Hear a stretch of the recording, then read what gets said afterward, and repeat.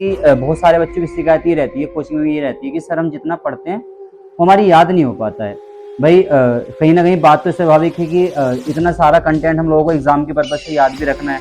History भी याद रखनी है, ज्योग्राफी भी याद रखनी है, plus economy, polity, environment, ecology, है ना? करंट अफेयर्स, कंप्यूटर एनवायरनमेंट और आपके मैथ्स, रीजनिंग के भी क्वेश्चन ज़्यादा टफ होते जा रहे हैं। तो दोस्तों मैं तुमसे बता देता हूँ,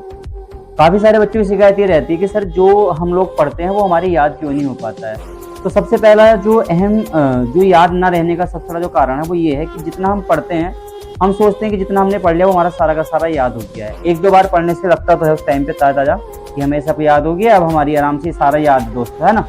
तो दोस्तों मैं आपसे बता दूं, इसमें ये जो सबसे अहम बात है वो बात ये है दोस्तों कि जितना हम पढ़ते हैं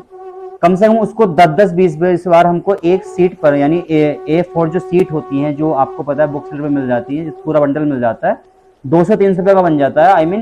तो उसको दोस्तों उसके 20-20 या 30-30 पेपर हमको टॉपिक वाइज हमें खुद से लिखने होंगे। यानी जैसे मान लो अगर हमने नेशनल इनकम याद किया है,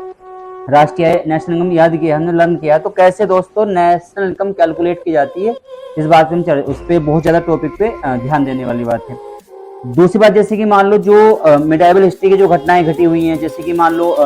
बाबर का जो दिल्ली सल्तनत के जो टॉपिक है 1206 से लाकर 1526 तक जो पीरियड है दोस्तों, तो कम से कम इसके बारे में इतना तो पता होना चाहिए कि जो मिडाइवल की हिस्ट्री जो टॉपिक्स हैं, जो कॉन्सेप्ट है हमारे दोस्तों, वो कैसे कैसे हमें याद करने हैं। तो मैं आपसे बता दूं दोस्तों, A4 शीट सबसे अच्छा माध्यम ये याद करने का।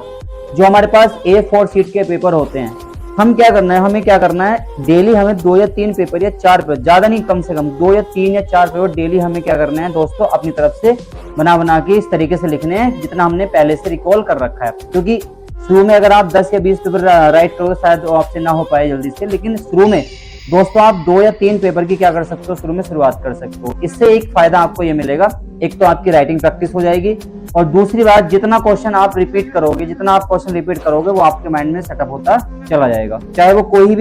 भी सब्जेक्ट का क्वेश्चन आप बना रहे हो, चाहे ज्योग्राफी का बना रहे हो दोस्तों, चाहे इकोनॉमी का। जैसे मान लो आपने रिवर्स को पढ़ा है, नदियों को पढ़ा है, तो रिवर्स के उद्गम कहाँ से होते हैं, कौन कौन सी उसकी सहायक नदियां हैं सर, दूसरी बात उनकी लेंथ कितनी है, उनकी लंबाई कितनी है, कौन सी नदी पर कौन सा डैम बना हुआ है, कौन से डैम से कौन कौन से राज्यों को प्रॉफिट हो रहा है, ये काफी सारे क्वेश्चंस आपके